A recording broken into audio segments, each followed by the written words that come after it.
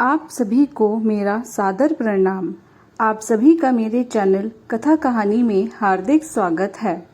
श्रावण महात्म के 24वें अध्याय में हम जानेंगे कि जन्माष्टमी का व्रत करने से किस प्रकार एक पिशाच को मुक्ति मिली। इस व्रत को करने के और क्या क्या लाभ हैं। व्रत और उद्यापन करने की संपूर्ण विधि मैं आपको अपने पिछले वीडियो में अर्थात 23वें अध्याय में स्पष्ट रूप से बतला चुकी हूँ। आइए अब हम जानेंगे कि किस प्रकार उस पिशाच को नरक की यातनाएं भोगने के बाद मुक्ति मिली। कृष्ण अवतार तथा राजा महासेन की कथा। भगवान श्री सदाशिव बोले, हे तात, पूर्व कल्प में दैत्यों के भार से अत्यंत दुखी होकर पृथ्वी श्री ब्रह्मा जी की शरण में गई। उसके मुख से उसके दुख का वृतांत सुनकर श्री ब्रह्मा जी क्षीर सागर में गए और वहां जाकर भगवान श्री हरि की बहुत स्तुति करके उनको प्रसन्न किया।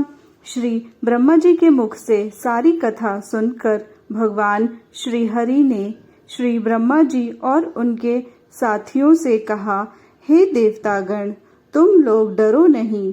देवकी के उदर से वसुदेव द्वारा अवतार ग्रहण करके पृथ्वी का कष्ट हरूंगा। आप सब देवतागण पृथ्वी पर जाकर यादव रूप से उत्पन्न हो। ऐसा कहकर भगवान अंतर्ध्यान हो गए। भगवान के देवकी के उदर से उत्पन्न होने पर कंस के डर से वासुदेव ने उनको गोकुल में नंद बाबा के यहाँ रखा। भगवान जब थोड़े बड़े हुए तो उन्होंने मथुरा में आकर गणों सहित कंस का वध कर डाला। तब मथुरा निवासियों ने भगवान से प्रार्थना की, हे कृष्ण, हे महायोगिन, हे भक्तों के अभय दाता देव, शरणागत वत्सल, आपको हम लोग नमस्कार करते हैं। हमारी रक्षा करो। हे देव, हम आपसे कुछ प्रार्थना करना चाहते हैं, उसे आप सुनिए। हे देव, किसी को भी आपके जन्मदिन का ज्ञान नहीं हुआ। जान लेने पर हम सब उस दिन वर्धापन उत्सव करेंगे। भगवान ने उन लोगों की भक्ति, श्रद्धा तथा अपने में आत्मीयता देखकर उन लोगों से जन्म दिवस में होने वाले कार्य को कहा। उन्होंने सुनकर उसी विधान से व्रत किया। व्रत करने वालों को भगवान ने बहुत वर दिया। हे तात, इसके संबंध में मैं तुम्हें एक प्राचीन इतिहास कहता हूँ। अंग देश में उत्पन्न मीवजित नामक एक राजा हुआ था। उसके पुत्र का नाम महासेन था। वह सत्य के मार्ग पर चलने वाला तथा अत्यंत साधु स्वभाव वाला था। वह प्रजा की देह प्राण से रक्षा करता था। प्रजा भी उस पर जान छिड़कती थी। लेकिन अचानक वह पाखंडियों के संग में रहने लगा और वह राजा, जो कि कभी धर्मात्मा था, अब अधर्म में लग गया।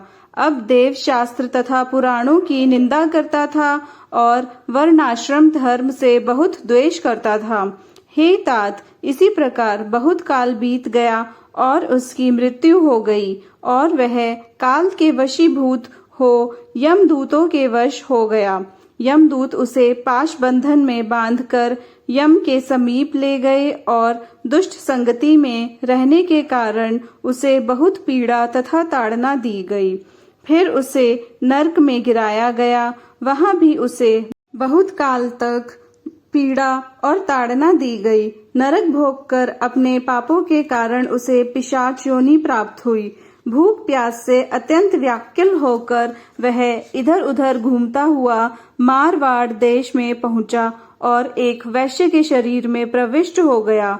उस वैश्य की देह में प्रविष्ट हुआ वह पुण्य देने वाली मथुरा नगरी को गया।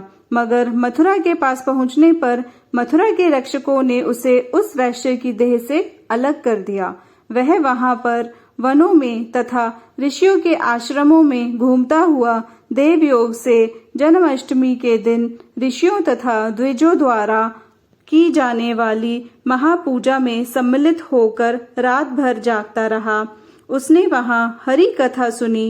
जिसके प्रभाव से वह उसी क्षण ही निष्पाप, पवित्र और स्वच्छंदित होकर प्रेत शरीर को छोड़कर विमान द्वारा विष्णु लोक में पहुंच गया। यमदूतों से त्यक्त होकर दिव्य भोग संवित हो गया। इस व्रत के प्रभाव से वह मोक्ष को प्राप्त हो गया। तत्वदर्शियों ने इस व्रत को सविधि करने के लिए कहा है। यह व्रत सब इच्छाओं को पूर्ण करने वाला है। इसके करने से मनुष्य को सब अभिष्ट प्राप्त हो जाते हैं। जो इस तरह जन्माष्टमी का शुभ व्रत करता है उसे शुभ कामनाओं की प्राप्ति होती है। हे तात, वह बैकुंठ में देवमान ये 1,00,000 वर्ष तक अनेक तरह के भोगों को भोग कर पुण्य शेष होने पर यहाँ आता है।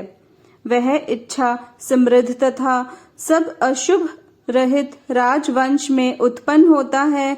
विद्वानों को चाहिए कि सदा कृष्ण जन्म का विधान लिखकर दूसरों में इसका प्रचार करें तथा सर्व शोभा संवित कृष्ण जन्म का एक जगह संभार इकट्ठा करें।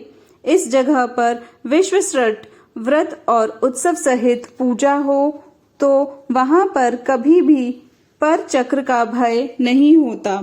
उस स्थान पर मेघ स्वेच्छा से वर्षा करता है। जिस घर में भगवान श्री कृष्णचंद्र जी महाराज की पूजा होती है वहां सब प्रकार की रिद्धियां होती हैं तथा प्रेत आदि का भय नहीं होता।